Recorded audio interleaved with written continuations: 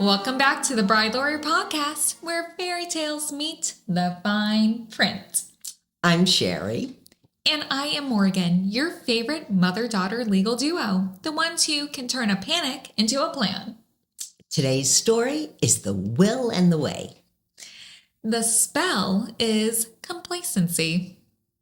The villain is overconfidence and a little bit of, we'll do it after the honeymoon. Our couple packed everything except the paperwork that actually protects a marriage. Until their fairy god lawyers stepped in. Are you talking about us? I am. Good. Because this story proves that even the happiest couples need more than vows. They need documents. Welcome to The Will and the Way. The story of how a honeymoon turned into a legal wake-up call.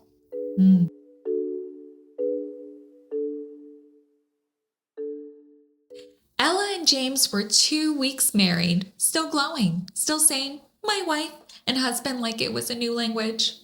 They were headed to Italy for their delayed honeymoon. Amalfi Coast, gelato, matching straw hats, the full fairy tale.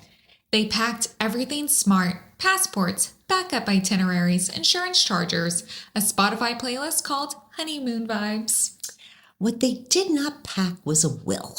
Or a power of attorney.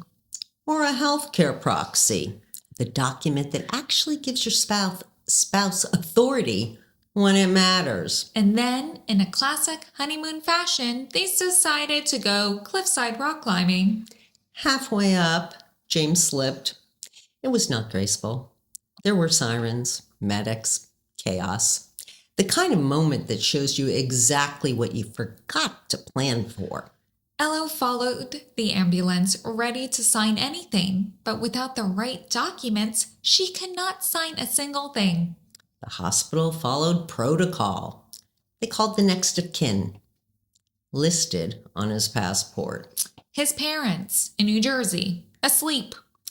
Ella said it felt like watching her husband through glass.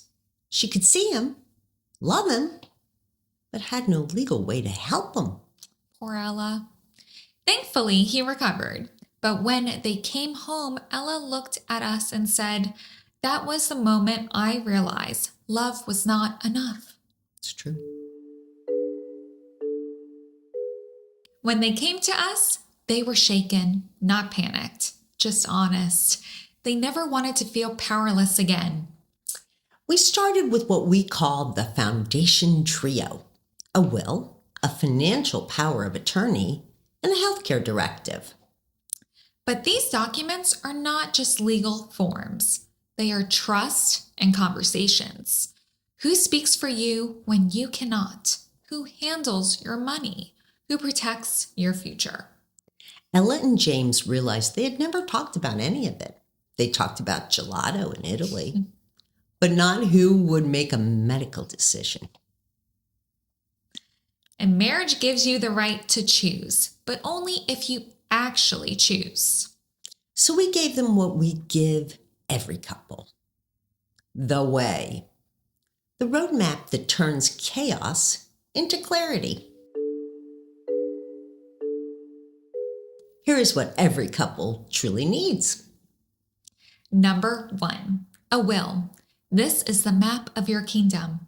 You get your home, your savings, your pets, your private things, your digital things. Without it, the state writes your ending for you. And the state is a terrible storyteller. Number 2, power of attorney.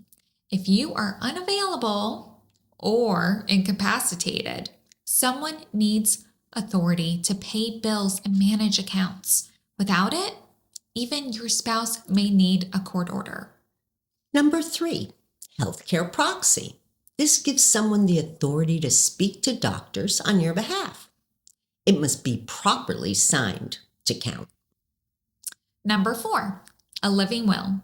This spells out your end of life wishes, so your loved ones do not have to guess or argue.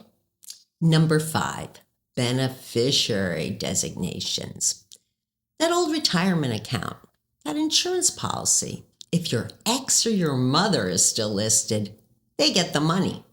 Update everything. Together, these documents are not just protection. They are direction. They keep your marriage steady through uncertainty. Here is how to start, simply. Step 1, schedule a consultation. These documents should be done before you need them. Step 2, sign at least 2 originals. Keep them safe, fireproof, waterproof. Step 3, scan a copy. Store it in your cloud with a real password, not wedding date 123. Step 4, review everything every 5 years or sooner after a big life change, a baby, a move, a new house. And do not do it yourself, your estate plan. Do not download a form. Do not guess. The internet does not know New Jersey law or your mother-in-law.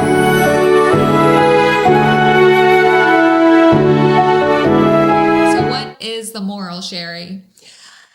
That love and law work together because one protects the other.